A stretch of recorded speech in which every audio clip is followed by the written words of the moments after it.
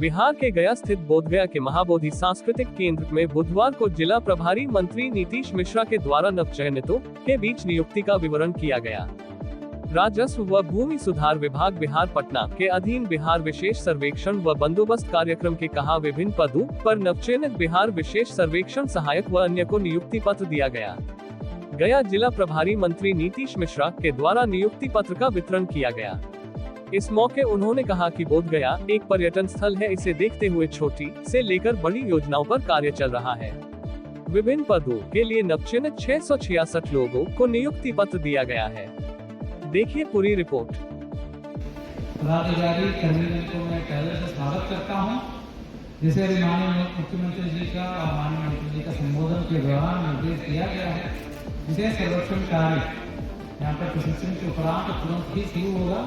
सफलतापूर्वक एरियल सर्वेक्षण हुआ, उसका ग्राउंड ट्रूथिंग और अंतिम अंजाम तक निर्धारित समय सीमा के अंदर हम लोगों को कार्य करना है।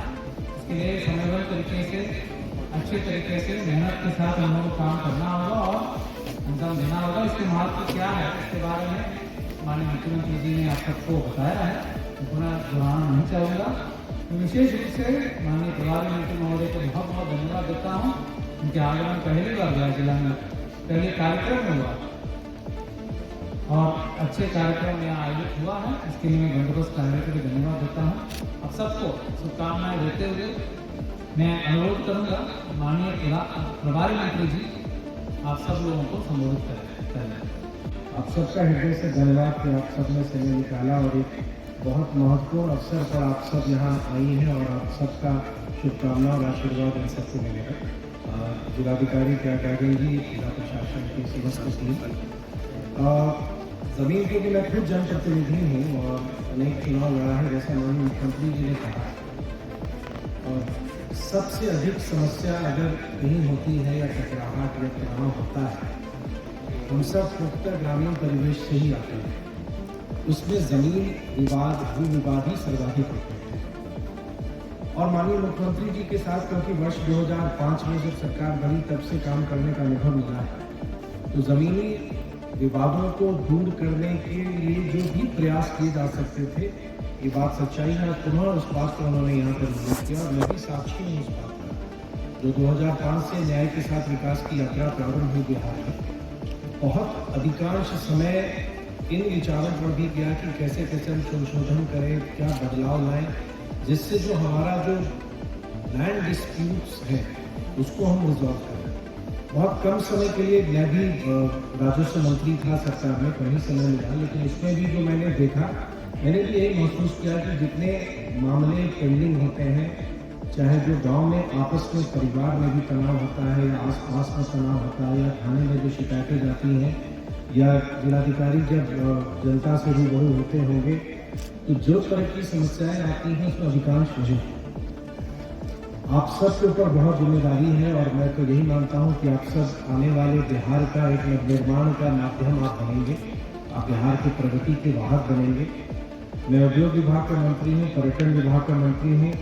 अगर ज़मीन नहीं रहेगी तो हम बिहार में उद्योग कहाँ से लगाएंगे। और ये भी वास्तविकता है कि हमारे यहाँ जो ज़मीन का आदरणीय दिलीप जायसवाल जी ने भी बताया, जो रेवेन्यू मिनिस्टर है, कि हमारा कब का लगभग 100 साल 130 साल पहले जब हुआ, बहुत कम इस पर उस ढंग से काम नहीं हुआ। सरकार चाहती है करना, लेकिन अभी भी हमारे ग्रैंडफादर, ग्रेट ग्रैंडफादर जो चला आ रहा है, अभी भी है जो लैंड होल्डिंग्स हैं, चाहे उसके जो टाइटल हैं, क्लैरिटी नहीं है। तो आप सबसे ऊपर बहुत जवाबदेही है और मुझको प्रसन्नता है कि बिहार में आपके जैसे लगभग जो विभिन्न पदों पर आज आप सबको जो नियुक्ति पत्र मिल रहा है, बिहार में लगभग 10,000 की संख्या में है और अपने गए जिला में भी लगभग 650 से अधिक, लगभग 666 लोगों को नियुक्ति पत्र दिया जा रहा है। मैं एक विश्वास के साथ, और मैं ये मानता हूँ कि आप बिहार के विभिन्न हिस्सों से होंगे, हो सकता है अन्य राज्य से भी होंगे, एक बहुत बड़ा अवसर हम सबको मिला। और मैं ये मानता हूँ कि ईश्वर कभी ना कभी किसी न किसी व्यक्ति की भूमिका तय कर देते हैं कि आपकी जिले ये काम है और वो काम आपको करना होता है। जो समय आपको मिला है उस समय का पूरा उपयोग करें, बिहार की प्रगति के लिए, बिहार के कल्याण के लिए, भारत के निर्माण के लिए। अपने खुद की संतुष्टि के लिए, अपने परिवार का नाम आगे रखने के लिए आप काम करेंगे। यही शुभकामना है आप सबको कि आपका भविष्य उज्जवल रहे और जिस जवाबदेही के साथ सरकार भरोसे के साथ आपको ये अवसर मिल रहा है, आप उस कसौटी पर खरा उतरेंगे। बहुत बहुत शुभकामना आप सबको।